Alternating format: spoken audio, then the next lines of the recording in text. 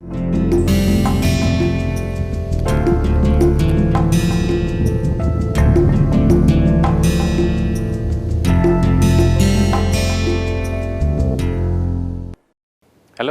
welcome to Basics of Finite Element Analysis. This is the third day of the first week. In our last lecture, we had explained two important concepts. One is using this example of where we were trying to calculate the area under a complicated curve. We had explained what is meant by an interpolation function or a shape function. That is one concept we had introduced. And the second thing we had shown was that the error, at least in context of that particular example, between the exact value and the numerical value of the area under a curve depended on two parameters. One was the size of the element of size of the element. So, the larger the number of elements, the lesser was the size, and then the second way to reduce error was to have a more accurate interpolation function or shape function. What we are going to do today is we will continue that discussion, but in context of a different example. So, what we will do is consider the example of heat conduction.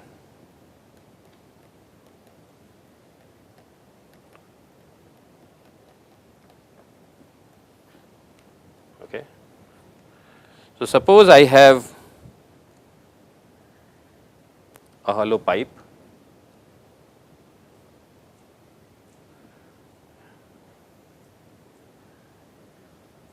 and this is the outside diameter, outside circle. The inside circle is having a radius of r I and the outside circle has a radius of r O, and at some radius it is r. So, you have a hollow pipe. So, what essentially you are seeing is the cross section of the pipe, and let us look at the boundary conditions.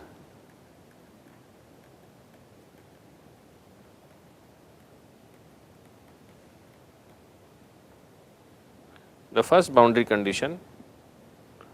So, what is the boundary condition? Whatever are the physical boundaries of the object, whatever conditions, physical conditions are present there, that is what is referred as boundary condition. So, the first boundary condition we are specifying, we know that, is that on the inside surface we have perfect insulation.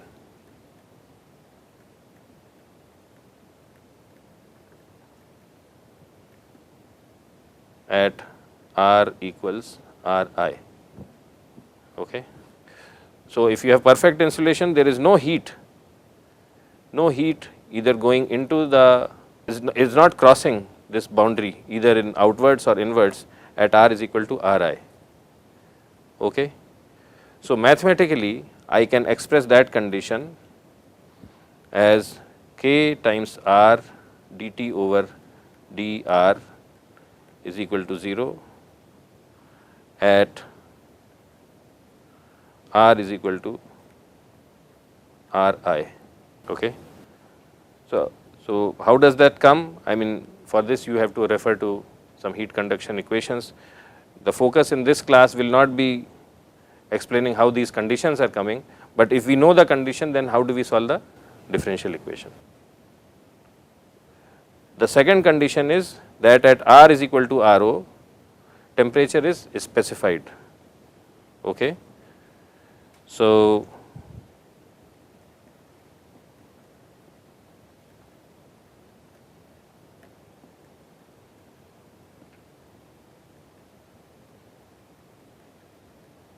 RO. So, T, so let us say temperature is designated by letter T. So, that is T at RO is equal to T0. So, these are the two boundary conditions. There is no heat crossing the boundary on the inner surface. On the outer surface temperature is T0. Okay. Now, we had explained earlier that if we have to solve, and the other third thing is, and that is not a boundary condition, that there is heat being generated in this whole volume of the thing. So, when you look at this problem, what you see is that the cross section of this of the pipe is axisymmetric, right? Cross section is axisymmetric.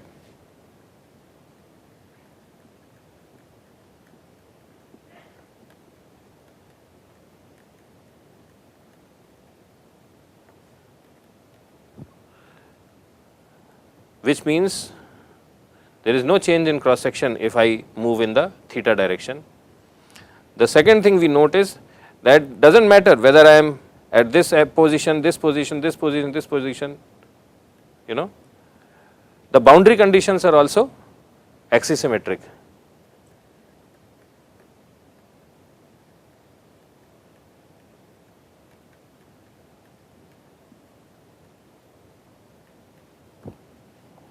So, whether theta is equal to 0 degrees on the outside boundary, temperature is T naught, and for any value of theta, temperature is T naught on the outside boundary. For any value of theta, there is perfect insulation on the inside boundary. So, cross section is axisymmetric, boundary conditions are axisymmetric, and then I am telling you, because we know this, that material properties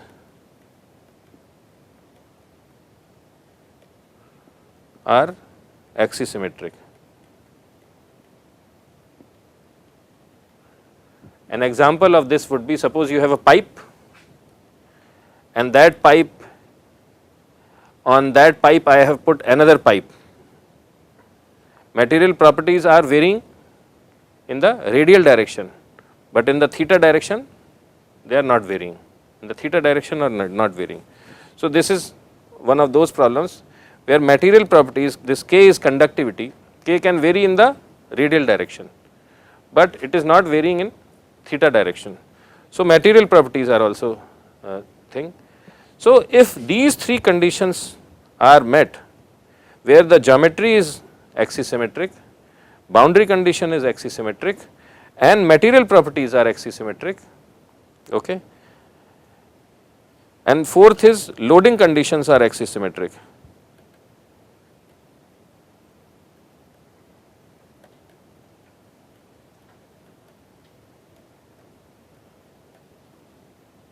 So, this is the fourth condition. What do I mean by loading condition?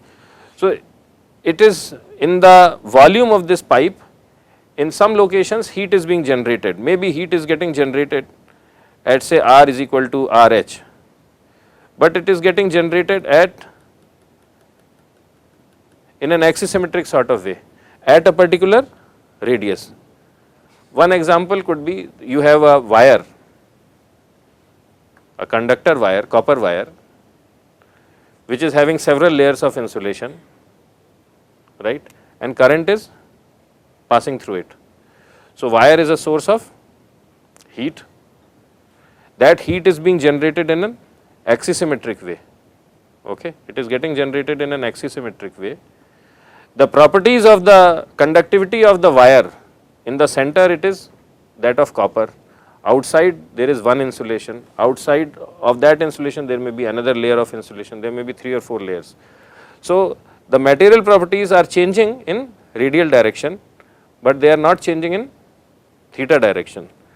Also, the cross section of the wire and all individual constants is also axisymmetric. So, everything is axisymmetric in that situation in case of wire, and same thing is here. So, if all these 4 conditions are met, cross section, boundary conditions, material properties and loading conditions, all of them you have to meet, then we can use a governing equation which neglects role of theta and z. Okay. So, z is the direction of axis and theta is the direction of angle, the hoop angle. So, we can use a governing equation which is also axisymmetric in nature. But if even one of these conditions was not axisymmetric, suppose material was not axisymmetric, then the governing equation we use cannot be of one dimensional nature. Okay. So, now I am going to write down the governing equation for this problem, because that is the first step, that we have to figure out what is the governing equation. So, we will not derive that equation in this course, we will just take it from some other book. So, for axisymmetric heat conduction problem, steady state heat conduction problem, the governing equation is 1 over R d over dr k times R dt over dr is equal to q r, and I will explain that. So, here R is radius. So, if I want to calculate the value of temperature at radius r, that is what it means. Okay. K is thermal conductivity,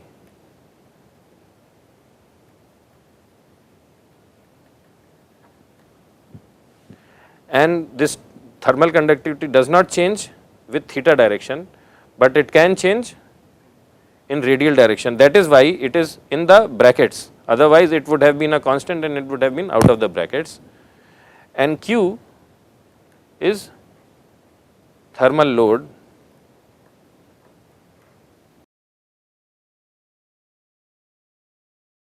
or heat generation rate, I will say. So, this is the governing equation, and we have already explained that these are the boundary conditions. So, this is the geometry, these are the boundary conditions.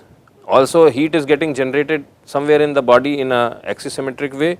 So, the governing equation for this problem is this, and our aim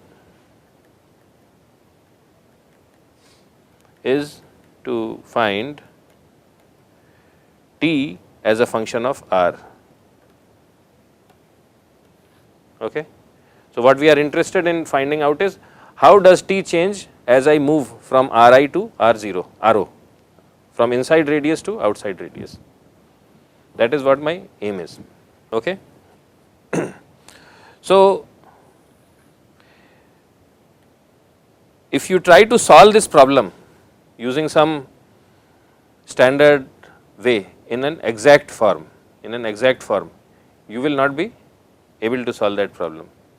So, what we will do is we can solve this problem, however, using finite element method.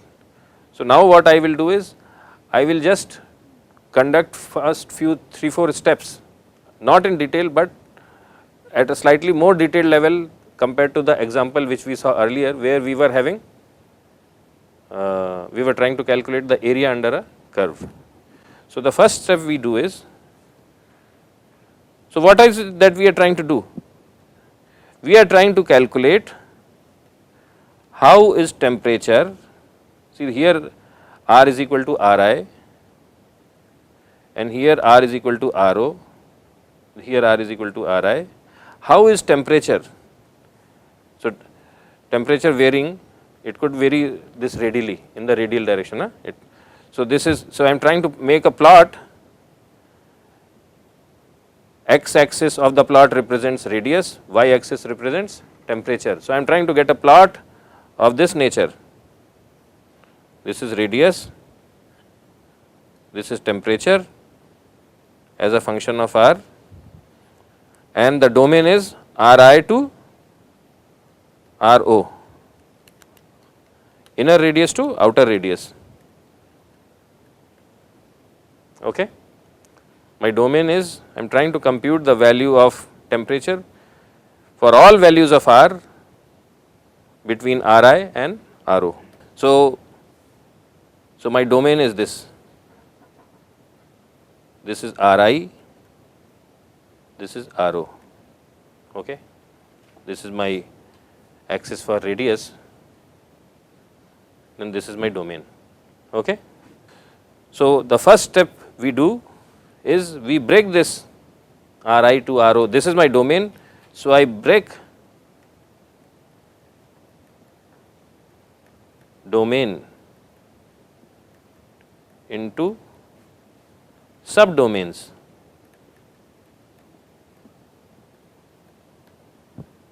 Subdomains. So what I am doing? I will break it up into, let us say, n elements. So this is boundary of first element, boundary of second element, boundary of third element, and so on and so forth, and this is the boundary of nth element. So this is my first element, second element, third element, and so on and so forth, and I get my nth element here. Is this clear? This is the first step. Second step. So like in case of area, when we are trying to compute between the first boundary of the endpoint of the first element and the endpoint of, and the second endpoint of the first element, we assumed how that function is changing, and we could make lots of choices for those functions.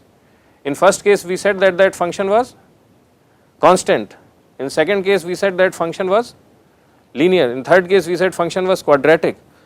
We have to make similar choices here. Okay. So what we do is we develop those relations. So we say that temperature in the first element, T1 means first element, at radius r is equal to, okay, T1 psi 1, and I will explain all this, so just be patient. And there is a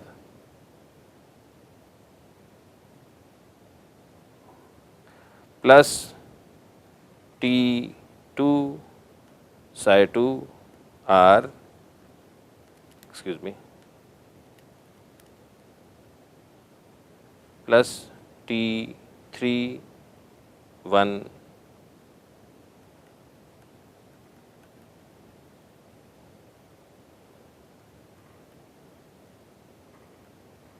r.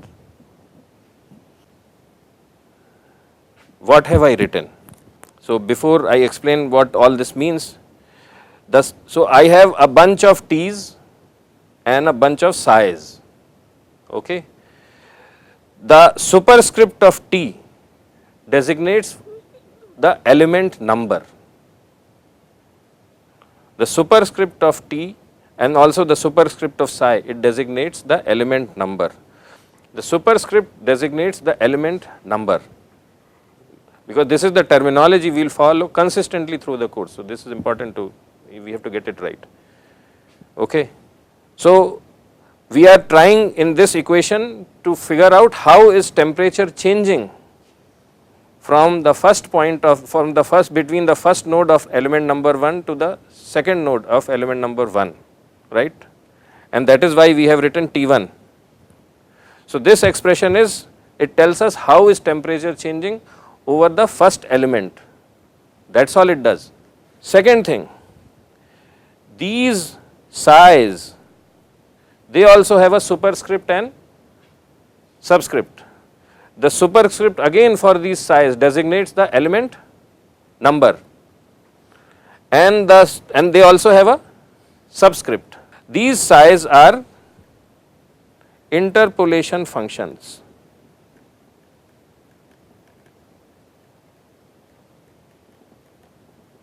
And they are not any significantly different than the functions which we had considered when we were computing the area under the curve. You can assume that it is a constant function, you can assume that it is a linear function, you can assume it is a quadratic function.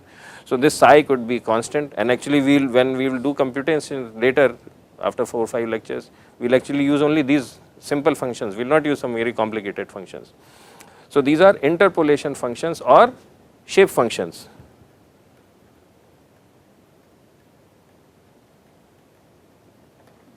Understood? And I can have n different functions. There is no rule which says that only one function will help me explain how the shape is changing. Okay. So, I can have a constant function and I can also add that constant function to a linear function and I can also add that to a quadratic function and so on and so forth, right. So, I can have n number of functions, I can have n number of functions which help us understand how the temperature is changing over the length of the element, not the overall cylinder. We are right now only at the first element, understood. So, these are interpolation functions which help us understand how temperature is changing over the first element. They can be sine functions. What is the amplitude of a sine function? 1, right. These t's are the amplitudes of these functions.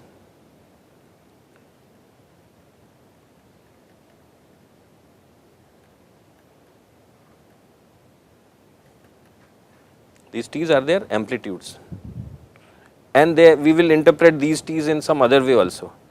So, I can compress this thing as T1R is nothing but T1, instead of 1 I say j psi j r summation 1 1 and j is equal to 1 to small n.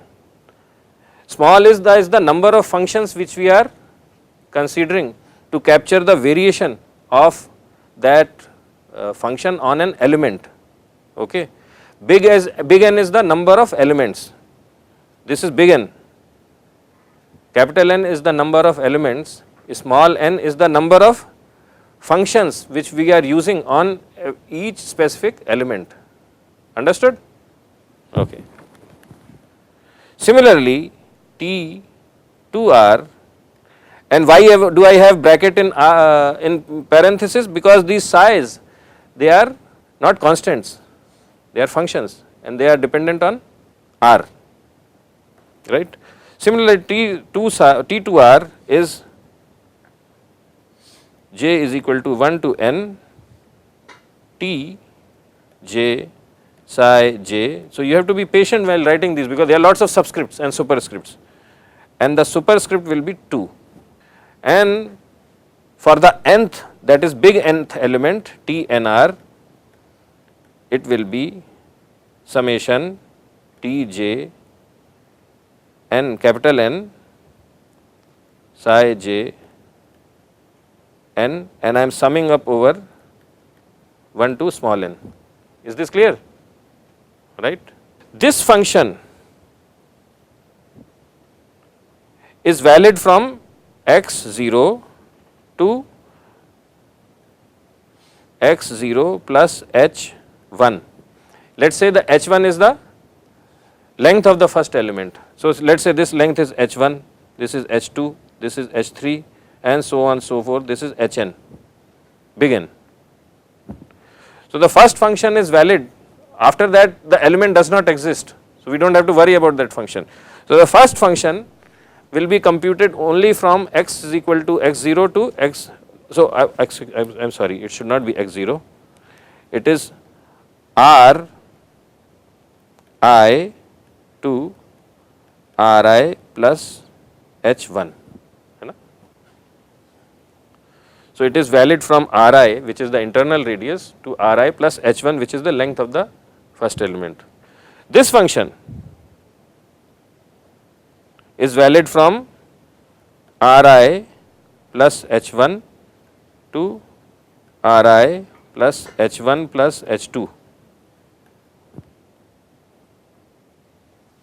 Is this clear? And so on and so forth. So, similarly, we can find this nth t will be valid from Ro, either you add up h1 plus h2 plus hn minus 1, or from the other side it will be Ro minus hn to Ro, does not matter. Okay. So, for the eth element, so this is T1, this is T2R, this is T3R.